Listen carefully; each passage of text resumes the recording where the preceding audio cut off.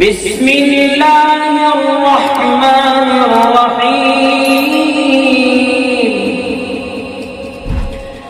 سبح اسم ربك الأعلى الذي خلق فسوى والذي قدر فهدى والذي أخرج المرعى فجعله غثاء أحوى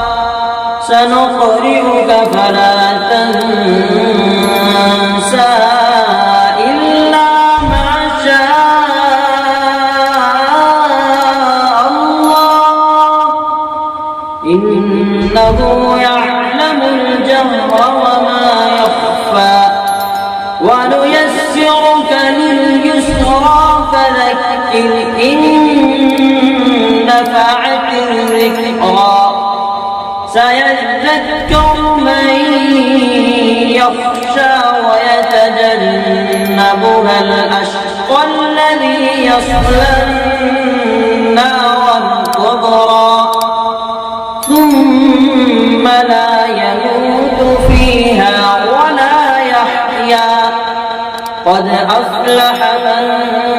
تزكى وذكر اسم ربه فصلى بل تؤثرون الحياة الدنيا والآخرة خير وأبقى إن هذا لفي الصحف الأولى صحف إبراهيم